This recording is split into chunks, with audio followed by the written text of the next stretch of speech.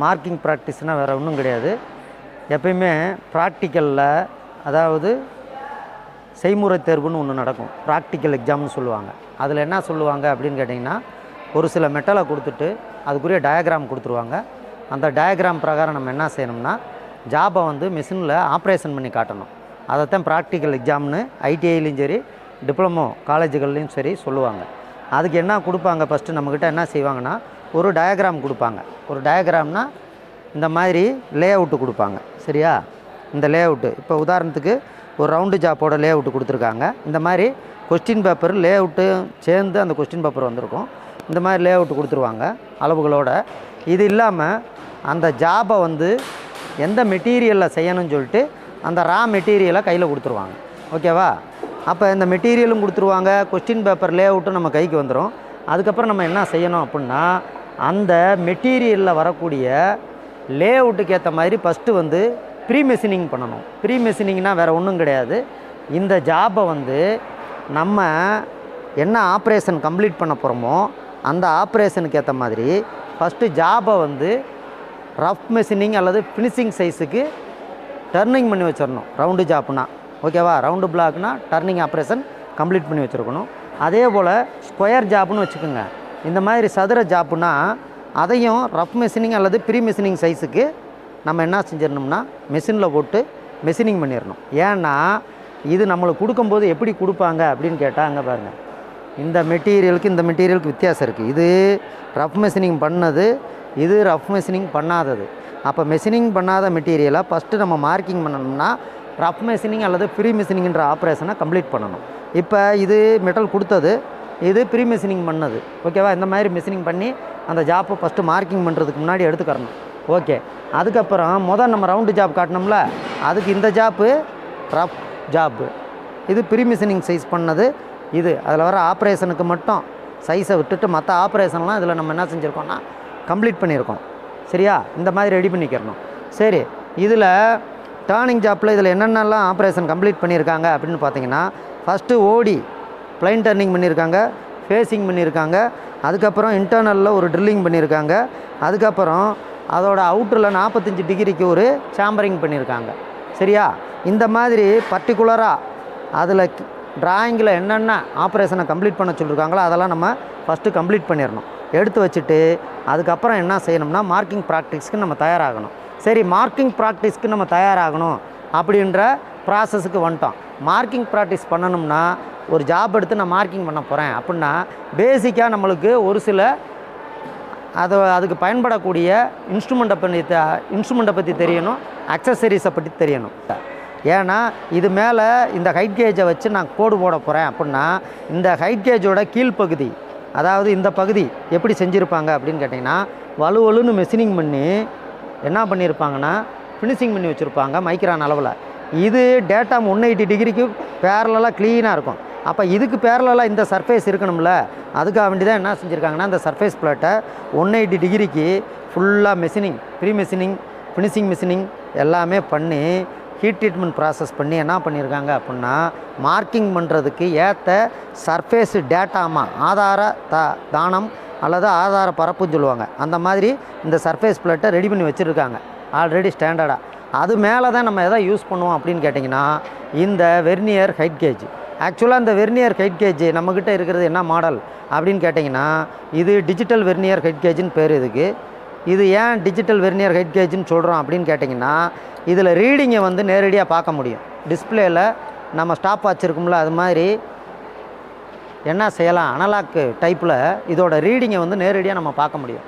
அப்படி நேரடியாக பார்க்குறதுக்கான அமைப்பு இருக்கிறதுனால இதுக்கு பேர் வெர்னியர் டிஜிட்டல் ஹைட் கேஜ். இதை வச்சு தான் நம்ம மெட்டலில் மார்க்கிங் ப்ராக்டிஸ் பண்ண போகிறோம். சரி, வெர்னியர் ஹைட் கேஜ் எடுத்தாச்சு மார்க்கிங் ப்ராக்டிஸுக்கு.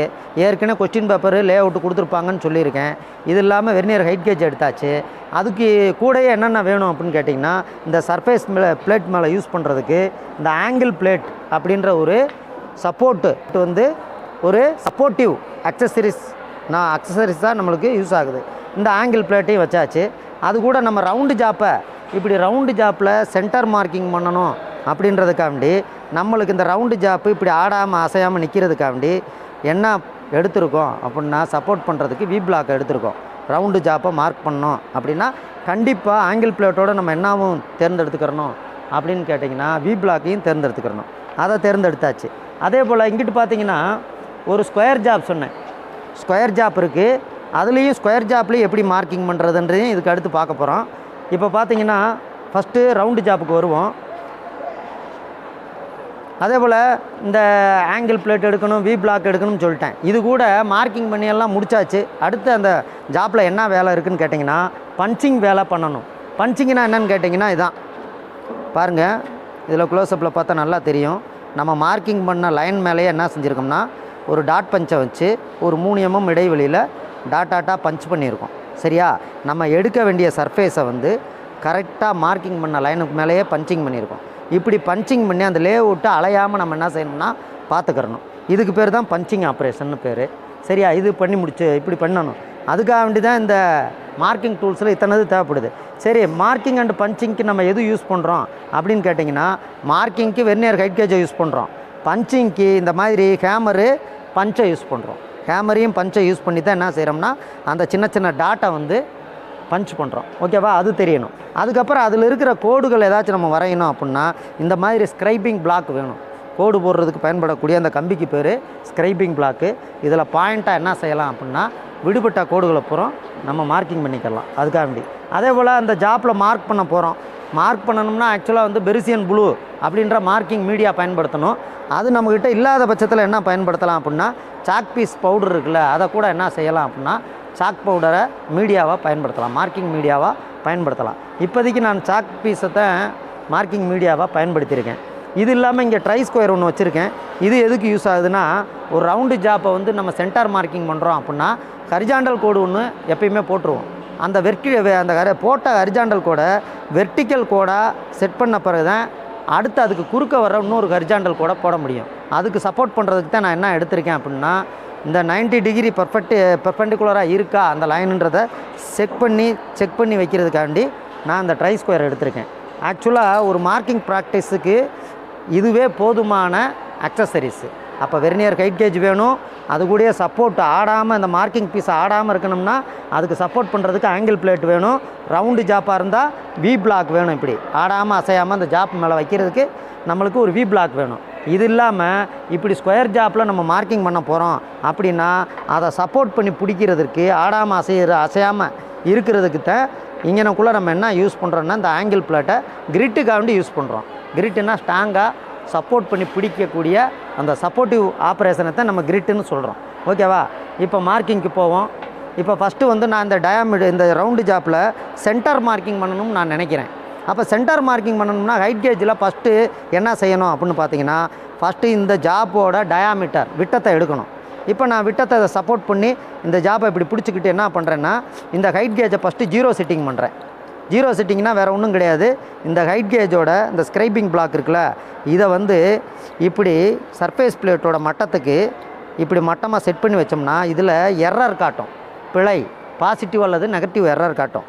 இதை ஃபஸ்ட்டு நம்ம 0 செட்டிங் பண்ண பிறகு தான் அந்த எரரை வந்து 0 செட்டிங் கொண்டு வந்த பிறகு தான் மார்க்கிங் ப்ராக்டிஸவே நம்ம பண்ணணும். இப்போ பார்த்தீங்கன்னா 0.04 வந்து எரர் காட்டுது.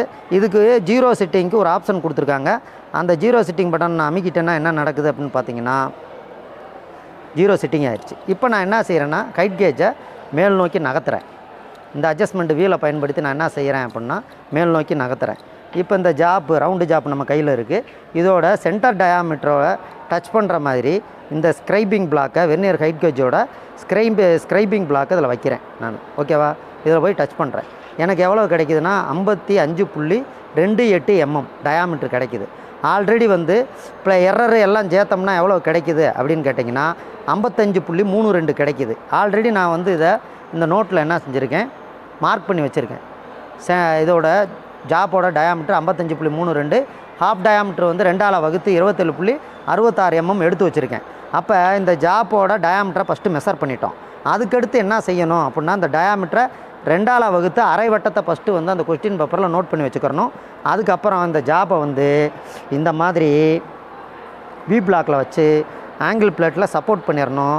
அதுக்கப்புறம் இந்த ஜாப்போடு சேர்த்து வி பிளாக்கோடு சேர்த்து 2 ஹைட்டையுமே ஓவரால் ஹைட்டுன்ற ஒரு ஹைட்டை வந்து நம்ம மெஷர் பண்ணணும். இப்போ பார்க்குறீங்க, வி பிளாக் கீழே இருக்குது, அதுக்கு மேலே ஜாப் இருக்குது. இப்போ ரெண்டோட ஹைட்டையும் மொத்த ஹைட்டாக என்ன செய்கிறேன்னா டோட்டல் ஹைட்டாக நான் எடுக்கிறேன். அதில் டோட்டல் ஹைட்டு வந்து 91.16 வருது. ஏற்கனவே நம்ம எடுத்தது 91.20 எரர் இருக்கும்போது எடுத்தது இருக்குது. அதை 2ஆல் நான் வகுத்து வச்சுருக்கேன். அப்போ ஓவரால் ஹைட்டை நம்ம பார்த்துட்டு என்ன செய்யணும் அப்படின்னா, இதில் இந்த ஜாப்பு டயாமீட்டரோட பாதி இருக்குல்ல, ஆஃப் டயாமீட்டரை இதில் கழிக்கணும். கழித்து பார்த்தீங்கன்னா எவ்வளோ வரும் அப்படின்னா 91.16 எம்எம்லேருந்து நம்ம எவ்வளோ கழிக்கிறோம் அப்படின்னா 27.66 கழிக்கிறோம். அப்படி கழிக்கும்போது 63.55 எம்எம் கிடைக்கிது. சரியா? அதை இதில் செட் பண்ண போகிறோம். எதுலன்னா இந்த ஹைட் கேஜில் செட் பண்ண போகிறோம். 63.55. இப்போ பார்த்தீங்கன்னா 64 இருக்குது, 63.55க்கு செட் பண்ணுறேன். இது டிஜிட்டல் டைப்புன்றதுனால நம்மளுக்கு என்னவாக இருக்குன்னா செட்டிங் பண்ணுறதுக்கு ஈஸியாக இருக்குது. ஓகேவா? இப்போ பார்த்தீங்கன்னா 5 அல்லது 6 நியரஸ்ட்டாக .01 வந்தால் அதை பரவாயில்லன்னு சொல்லிட்டு மார்க்கிங் பண்ணலாம். அது ஒரு மேஜர் டிஃப்ரெண்ட்டாக தெரியாது. இருந்தாலும் நான் கரெக்டாக வச்சுருக்கேன். 63.55 வச்சுருக்கேன். வச்சுட்டு இந்த ஜாப்பை ஆடாமல் பிடிச்சிட்டு இப்படி ஒரு சென்டர் லைன் மார்க் பண்ணுறேன். இப்படி ஒரு சென்டர் லைனை வந்து மார்க் பண்ணுறேன். இந்த மார்க்கிங்க்கு இந்த ஹைட் கேஜில் இருக்கக்கூடிய இந்த ஸ்க்ரைபிங் பிளாக் அப்படின்ற ஒரு பாயிண்ட்டு தான் என்ன செய்யுதுன்னா மார்க்கிங்க்கு பயன்படுது. சரி, இந்த ஜாப்போட வட்டத்தோட மையத்தை நம்ம கோடு போட்டாச்சு. சரி, கோடு போட்டாச்சுன்னா இப்போ இன்னொரு மையத்தை எப்படி போடுறது? ஒரு ஹரிசாண்டல் லைன் போட்டாச்சு. இன்னொரு ஹரிசாண்டலை போட்டால் தான் இதுக்கு ரெண்டுக்கும் ப்ளஸ்ஸு மார்க்கிங் பண்ணி அதில் ஆர்ஜின் பாயிண்டான சென்டர் பாயிண்ட்டை நம்ம கண்டுபிடிக்க முடியும். அப்போ இதில் இன்னொரு சென்டர் லைனை வந்து நம்ம மார்க்கிங் பண்ணோம். அது எப்படி பண்ணணும் அப்படின்னா, ஒன்றும் செய்ய வேணாம். இந்த ஜாப்பை என்ன செய்யணும் அப்படின்னா, இப்படி முன்னாடி லைட்டாக இழுத்து வச்சு நம்ம இந்த ட்ரை ஸ்கொயர் இருக்குல்ல, இந்த ட்ரை ஸ்கொயரில் என்ன செய்யணும்னா மேனுவலாக இந்த வெர்டிக்கல் லைனுக்கு பெர்பெண்டிகுலராக இருக்கிற மாதிரி செங்குத்தாக அந்த லைன் இருக்கிற மாதிரி நம்ம என்ன செய்யணும் அப்படின்னா இப்படி செட் பண்ணிக்கிறணும். ஓகேவா? இப்படி செட் பண்ணோம்னா இப்போ இந்த கோடு என்ன எப்படி இருக்குன்னா, ஏற்கனவே 180 டிகிரிக்கு இருந்துச்சு. இப்போ என்ன செய்யுது 90 டிகிரிக்கு இந்த ட்ரை ஸ்கொயரோட செங்குத்தச்சு 90 டிகிரி இருக்குல்ல, அதுக்கு தகுந்த மாதிரி இருக்குது. இப்போ நம்ம ஒரு கோடு போட்டோம்னா அது ஹரிசாண்டல் ஆக்சிஸில் நம்மளுக்கு ஒரு கோடு விழுகும். சரி, இது வந்து இப்போ போடும்போது ஒன்று இப்படி அமுக்கி பிடிச்சி இந்த கோடை என்ன செஞ்சிடலாம்னா இப்படி மார்க்கிங் பண்ணிடலாம். ஓகேவா? இல்லை இது ஆடும்னு உங்களுக்கு பயமாக இருந்துச்சுன்னா அப்பையும் என்ன செய்யலாம்னா இதுக்கு மேலே இப்படி ஒரு பிளாக்கை வச்சு என்ன செய்யலாம்னா ஆடாமல் அசையாமல் இப்படி சப்போர்ட் பண்ணி இதை என்ன செய்யலாம்னா இப்படி சென்டர் மார்க்கிங் பண்ணிடலாம். ஓகேவா? இப்போ நம்மளுக்கு என்ன கிடச்சிருச்சு அப்படின்னு கேட்டிங்கன்னா, இந்த ஜாப்பில் சென்டர் ஆக்சிஸோட பாயிண்ட் பூரா நம்ம மார்க்கிங் பண்ணிட்டோம். ஓகேவா? இப்போ இந்த சென்டர் ஆக்சிஸை பேஸ் பண்ணி தான் இதில் ஸ்பர்கியர் ஆப்ரேஷன் வரப்போகுது. அந்த ஸ்பர்கியர் ஆப்ரேஷனுக்கு இந்த சென்டர் பாயிண்ட்டு மெயினாக பயன்படுறதுனால ஃபினிஷிங் செஞ்ச ஜாப்பில் சென்டர் பாயிண்ட்டை எப்படி மார்க்கிங் பண்ணுறன்றது தான் இப்போ நம்ம பார்த்தோம். ஓகேவா? அதே போல் இது ரவுண்டு ஜாப்பில் சென்டர் மார்க்கிங் எப்படின்னு பார்த்தோம். அடுத்து பார்த்தீங்கன்னா இந்த பிளாக் இருக்குது. இதை வந்து நாங்கள் என்ன செஞ்சுருக்கோம்னா இப்போ நிறைய ஆப்ரேஷன் இதில் கம்ப்ளீட் பண்ணியிருக்கோம். ஆக்சுவலாக இது லாஸ்ட்டாக ஒரு பையன் ஆப்சண்ட் லாங் ஆப்சண்ட்னால அந்த பையன் வந்து ஜாப் இது அவன் செய்யாமல் இருக்கான். அது ப்ரீ மிஷினிங்கோடு நிற்கிது. அதுக்கடுத்து என்ன ஸ்டேஜில் அந்த ஆப்ரேஷன்லாம் கம்ப்ளீட் ஆகும் அப்படின்னா இதில் ஒரு சின்ன கீவே மாதிரியான ஸ்லாட்டுகளை நாங்கள் என்ன செஞ்சுருக்கோன்னா மில்லிங் ஆப்ரேஷனாக பண்ணியிருக்கோம். அதுக்கப்புறம் இப்படி ஒரு ஆங்கிள் 45 டிகிரிக்கு 10 mm ஆழத்துக்கு ஒரு ஆங்கிளை கிரியேட் பண்ணியிருக்கோம். சரியா? இந்த மாதிரி ஆப்ரேஷன்லாம் நாங்கள் கிரியேட் பண்ணணும்னா ஃபஸ்ட்டு என்ன செய்யணும் அப்படின்னா இந்த மாதிரி பிளாங்கை ரெடி பண்ணிவிட்டு மார்க்கிங் மீடியா தடவி இந்த மாதிரி மார்க்கிங் பண்ணி தேவையான எடுக்க வேண்டிய இடத்த மட்டும் இங்கே இதுக்கும் கம்பேர் பண்ணிங்கன்னா தெரியும். எடுக்க வேண்டிய இடத்த மட்டும் நாங்கள் என்ன பண்ணியிருக்கோம் அப்படின்னா பஞ்சிங் பண்ணியிருக்கோம். அந்த இடத்த நாங்கள் என்ன செய்கிறோம் மில்லிங் பண்ணி எடுக்கிறோம். ஓகேவா?